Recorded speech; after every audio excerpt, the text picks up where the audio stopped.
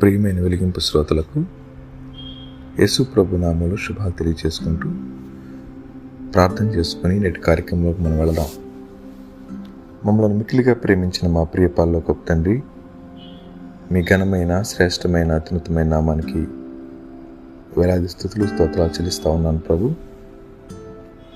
మరి ఒక వారం మీ మాటలు వినడానికి మీరు ఇచ్చిన ఈ శ్రేష్టమైన సమయం కొరకై మీకు వందనాలు చెల్లించుకుంటూ ఈ సమయాన్ని మా అందరికీ దీవెనకరంగా చేయమని మా ప్రభును రక్షకుడైన యేసు ప్రభు నామంలో అడిగి వేడుకొని ప్రార్థిస్తున్నాం తండ్రి, ఆమేన్.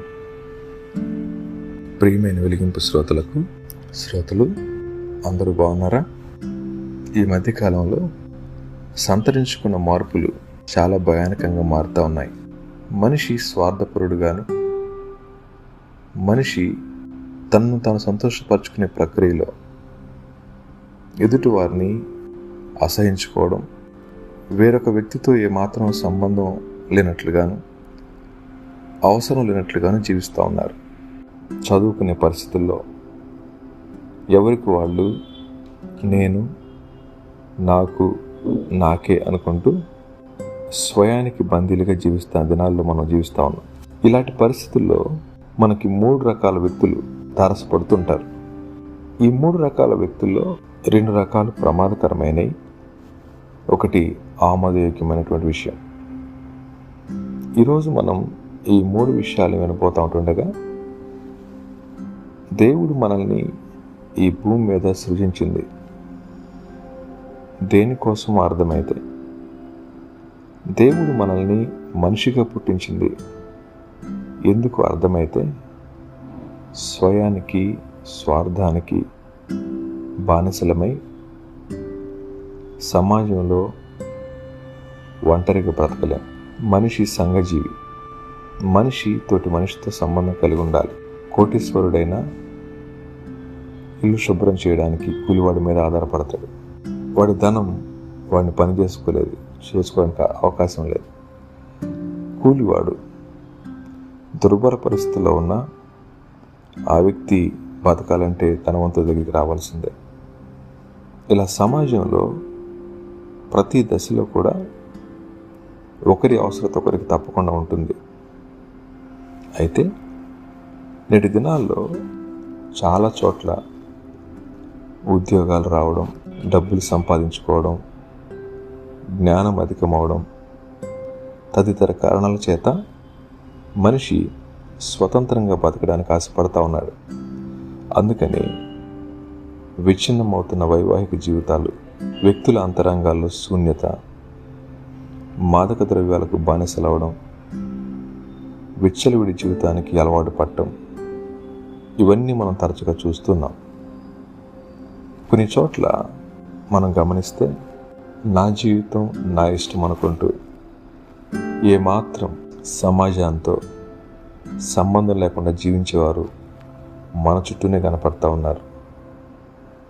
అయితే మనమందరం దేవుని బిడ్డలంగా ఎలా జీవించాలి అన్న విషయాలను కొన్ని క్లుప్తంగా చూద్దాం. మొట్టమొదటిగా స్వతంత్రంగా జీవించడం అనేది. దీనికి కొరింథీయులకు రాసిన మొదటి పత్రిక 12వ అధ్యాయం 15వ వచనం నుంచి 27వ వచనం వరకు వాక్య భాగంలో ఇలా వ్రాయబడి ఉంటుంది.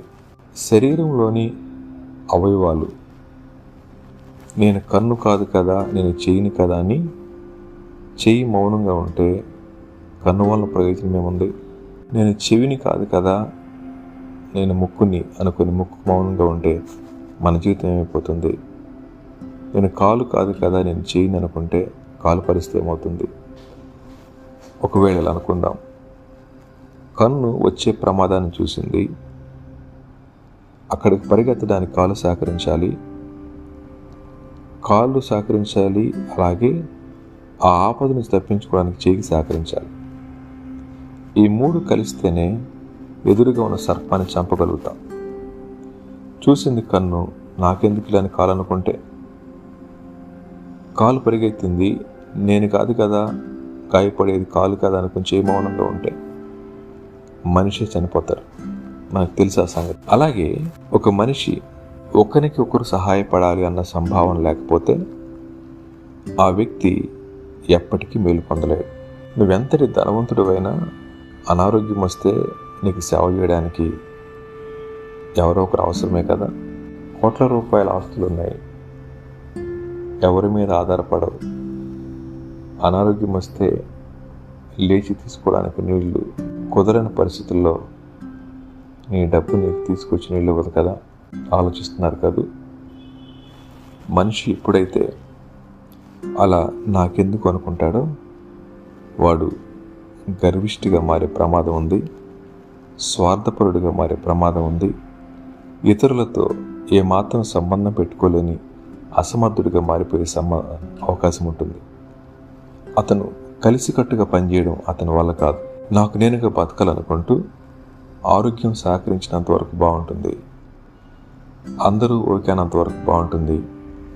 ఒకరోజు వస్తుంది, ఆ రోజున నాకెందుకు వీరితో అనుకున్న మనమే వారి సహాయం కోసం అరులు చాచడం మనం చూస్తాం. కాబట్టి గుర్తుపెట్టుకోండి, స్వతంత్రంగా జీవించాలి అనే భావన అనేక మంది జీవితాలను ఇలా మార్చేస్తుంది. మనకు ఒక చిన్న సంభవాన్ని గుర్తు చేస్తాను మీకు. న్యాయాధిపతుల గ్రంథం 18వ అధ్యాయంలో ఒక చిన్న విషయాన్ని మీ దృష్టికి తీసుకొస్తాను. అదేమిటి అని అంటే 7వ వచనంలో, కాబట్టి ఆ 5 మనుషులు వెళ్ళి లాయిష్నకు వచ్చి దానిలోని జనము సిదోనీయుల వలె సుఖముగాను నిర్భయముగాను నివసించుటయు, అధికార బలము పొందిన వాడెవడును లేకపోవటయు, ఏమాత్రమైనను అవమానపరచగలిగిన వాడెవడును ఆ దేశంలో లేకపోవటయు, వారు సీదోనీయులకు దూరస్తులై ఏ మనుషులతో సాంగత్యం లేకుండాటయు చూచిరి. ఒక జనాంగం ఉంది, ఆ జనాంగం ఎవరితో సంబంధం లేకుండా ఉంది. అయితే ఏం జరిగింది? 10వ వచనం, జనులు నిర్భయంగా ఉన్నారు గనుక మీరు పోయి వారి మీద పడవచ్చును. ఆ దేశము నలుదిక్కుల విశాలమైనది, దేవుడు మీ చేతికి దానిని అప్పగించును. భూమిలో ఉన్న పదార్థములలో ఏది అచ్చట పదవలేదనిరి. అంత మాత్రమే కాదు, 28వ వచనం చదువుకుందాం. అది సీదోనుకు దూరమైనందున వారికి అన్యులతో సాంగత్యం ఏమీ లేనందునను వారిలో ఎవడునూ తప్పించుకొనలేదు. అది బెత్లెహేమునకు సమీపమైన లోయలో ఉన్నది. ఎప్పుడైతే ఎవరితో సంబంధం లేకుండా జీవిస్తూ ఉన్నారో వారి మీద యుద్ధం చేయడానికి వారికి వీలు కలిగింది. మొత్తాన్ని వారు నాశనం చేశారు. వారికి సమృద్ధి ఉంది, కొదవలేదు, అన్నీ మంచిగా ఉన్నాయి. కానీ ఎప్పుడైతే ఎవరితో సంబంధం లేకుండా ఉన్నారో ఊహించని సమయంలో వారి మీద దాడి జరగడం, వారి సమస్తాన్ని కోల్పోవడం మనం చూస్తాం. ప్రియ సహోదరి సహోదరులారా, ఈ మాటలు వింటా ఉన్న మనం, ఒకవేళ మీరు మాకెవ్వరూ అవసరం లేదు, మా జీవితం మేము బతకగలం అనుకునే మనస్తత్వానికి అలవాటు పడిన వారైతే, నా జీవితం నా ఇష్టం, ఎవరి మాటకు నేను వినను అనే సందర్భం మీ అంతరాగాలు కనబడతా ఉంటే గుర్తించండి, మీ జీవితాల్లో గర్వం నాట్యమాడుతుందని, మీ జీవితాల్లో స్వార్థం పెనవేసుకుందని, మీ జీవితాలు రాబోయే దినాల్లో ఎవరితో కలిసి పనిచేసే మనస్తత్వం లేదని, అలా జీవిస్తూ పోతే ఎప్పటికీ ఒంటరి వారు అవుతారన్న విషయాన్ని గుర్తుపెట్టుకొని వచ్చే నష్టం నుంచి తప్పించుకోవాలంటే అటువంటి మనస్తత్వాన్ని విడిచిపెట్టాలి. ఇది ఒక రకం తెగ. రెండో విషయం ఏంటండి అంటే, అతిగా ఆధారపడేవాళ్ళు. వాళ్ళు స్వతంత్రులు, వీరు అతిగా ఆధారపడేవాళ్ళు. వీళ్ళు ప్రతిదానికి ఇతరుల మీద ఆధారపడుతుంటారు. ఎంతగానండి అంటే, కనీసం ఏ పని చేయాలన్నా నాకు తెలియదు, నాకు రాదు అంటూ వారి జీవితాల్లో ప్రతి విషయానికి ఆధారపడి చివరికి ఆ ఆశించింది పొందుకోకపోతే వాళ్ళు బలహీనలు అయిపోతూ ఉంటారు. ఇలాంటి వారు చాలా ప్రమాదకరమైన వ్యక్తులుగా తయారవుతారు. ఒకసారి మీరు చూడండి, అదే న్యాయాధిపతుల గ్రంథం 4వ అధ్యాయం 8వ వచనంలో రాయబడి ఉంది, బారాకు, నీవు నాతో కూడా వచ్చిన ఎడల నేను వెళ్ళేదను గాని నువ్వు నాతో కూడా రాని ఎడల నేను వెళ్ళనని ఆమెతో చెప్పాను. అప్పుడు ఆమె, నీతో నేను అగత్యముగా వచ్చేదను, అయితే నువ్వు చేయు ప్రయాణం వలన నీకు ఘనత కలగదు. యెహోవా ఒక స్త్రీ చేతికి సిసెరాను అప్పగించునని చెప్పి తను లేచి బారాకుతో కూడా కేదేశునకు వెళ్ళాను. ఈ సందర్భంలో బారాకు అనే వ్యక్తి ఉన్నాడు. అక్కడ ప్రవక్తి ఇలా చెప్పారు. ఏమన్నారండి అంటే, నువ్వు వెళ్ళు, దేవుడు నీకు సహాయం చేస్తాడు అని. ఆ మాట చెప్పినప్పుడు ఆయన అంటాడు, దేబోరా గారు చెప్తారు. చెప్పినప్పుడు అయినా సరే నువ్వు రాకపోతే నేను వెళ్ళను అని చెప్పంటాడు. ఆవిడ ఇలా అంటది, నేను రావడం పెద్ద కష్టమేం కాదు. ఇప్పుడు కూడా నేను వస్తే ఆ ఘనత నీకు రాదు. దేవుడు వేరొక స్త్రీ ద్వారా విజయం అనుగ్రహించాడన్న విషయం అందరికీ అర్థమవుతుంది. అది నీకు అంత మంచిది కాదు, వెళ్ళు అని అంటే ఆయన అంటాడు, అయినప్పటికీ నేను వెళ్ళను అంటాడు. కొన్ని కుటుంబాల్లో చాలామంది వ్యక్తులు ఏ పని చేయకుండా ప్రతి చిన్నదానికి కూడా ఆధారపడుతూ ఒకవేళ వారు లేకపోతే ఏమీ చేయలేని నిస్సహాయస్థితిలోకి వెళ్ళిపోతూ ఉంటారు. కొన్నిసార్లు మనం గనక ఆలోచిస్తే భార్యాభర్తల మధ్య లేదా తల్లిదండ్రులు పిల్లల మధ్య ఉన్న సంబంధాల్లో ఎక్కువ మంది అలా అతిగా ఆధారపడటాన్ని బట్టి వారు ఎలా తయారవుతారో తెలుసా అండి? గమనించండి. అలా ఆధారపడటం అనేది ఓవర్ డిపెండెన్సీ అనేది వారిలో ఉన్న బద్ధకానికి గుర్తు, వారిలో ఉన్న సిగ్గుకు గుర్తు, వారిలో ఉన్న ఓడిపోతానేమోనన్న భయానికి గుర్తు, వారిలో ఉన్నటువంటి ఇన్ఫీరియారిటీ కాంప్లెక్స్కి గుర్తు. అలాంటి గుర్తుల వలన వారు ఏమైపోతున్నారు అంటే అతిగా ఆధారపడుతూ ఉంటారు. ప్రియ సహోదరి సహోదరులారా, శ్రోతలారా, ఈ మాటలు వింటున్నారా? కొన్నిసార్లు మనల్ని మనం ఎక్స్క్యూజ్ చేసుకునే క్రమంలో, మనల్ని మనం తప్పించుకునే క్రమంలో అనుకుందాం. ఏమంటామంటే నాకు రాదు, నాకు తెలియదు, నేను చేయలేను, నా వల్ల కాదు, మీరు వస్తే నేను వెళ్తా, మీరు రాకపోతే నేను వెళ్ళను అనుకుంటా ఉంటారు. దీనిలో నిగూఢంగా ఉన్నటువంటి విషయం ఏంటంటే ఎవరు సోమరితనానికి, ఎవరు సిగ్గుకి, ఎవరు ఓటమికి భయపడుతుంటారో, ఎవరు ఆత్మన్యూనతా భావం కలిగి ఉంటారో అటివారు ఈ లక్షణం కలిగి ఉంటారు. శ్రోతలు, నేటి దినాల్లో చాలామంది పిల్లలు హాస్టల్స్లో ఉంటా ఉన్నప్పుడు ఏ పని చేతగాక, ఏం చేయాలో అర్థం కాక చదువుతారు, మంచిగా చదువుతారు, కానీ ప్రతి చిన్నదానికి అమ్మ కావాలి, నాన్న కావాలి, స్నేహితులు కావాలి, నాకేదో ఒకటి సహాయం చేయాలి. ఆలోచించడం మంచిదే, కానీ అది నువ్వు చేసుకోగలిగిన సామర్థ్యం నీలో ఉందన్న విషయం మర్చిపోతూ ఉంటారు. మనలో ఉన్న సామర్థ్యాలను మనమే మరుగున పరుచుకుంటూ మన ద్వారా జరగాల్సిన పనులను వేరొకరి ద్వారా జరిగించుకొని క్రెడిట్ వారికి ఇస్తాం, మనం సోమరులుగా మిగిలిపోతాం. ఇది మనకి అస్సలు మంచి విషయం కాదు.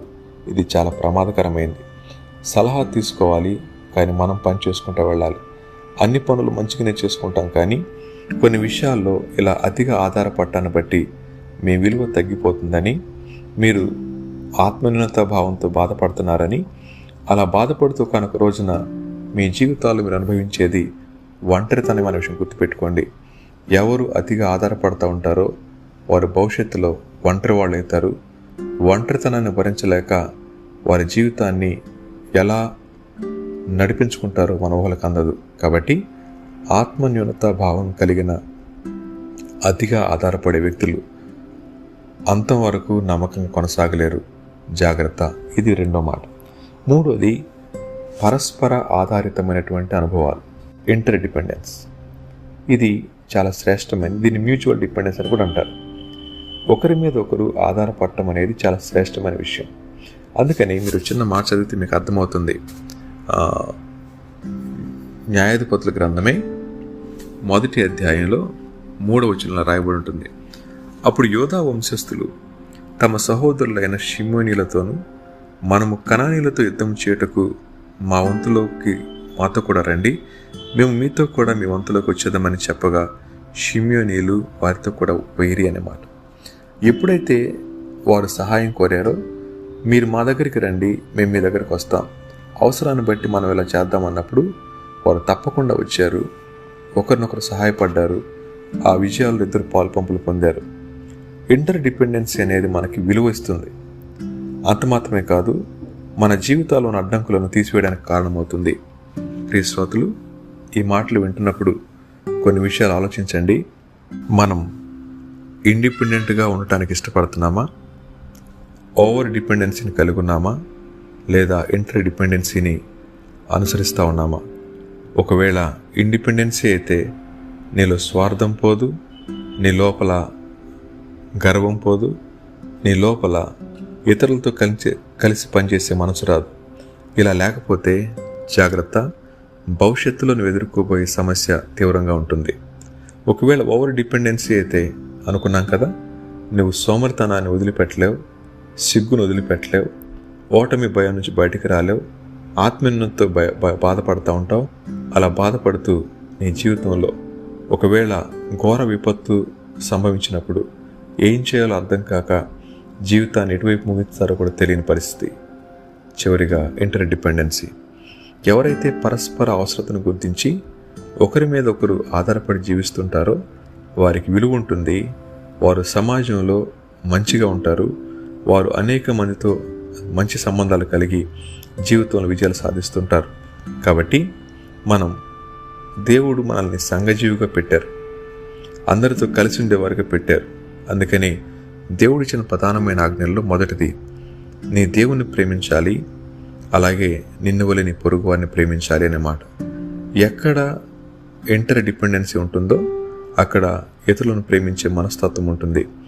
ఎక్కడ ఇండిపెండెన్సీ, ఎక్కడ ఓవర్ డిపెండెన్సీ ఉంటుందో ఆ వ్యక్తులు మనుషులను కేవలం అవసరాల కోసం మాత్రం వాడుకుంటారు.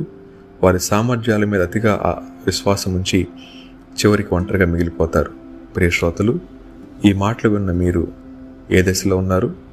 ఒకవేళ ఇంటర్ డిపెండెన్సీ కాకుండా మరి 2 విషయాలు మన జీవితాల్లో ఉంటే అది మనకి క్షేమకరం కాదు. కాబట్టి ఇప్పటికైనా మించిపోయింది లేదు.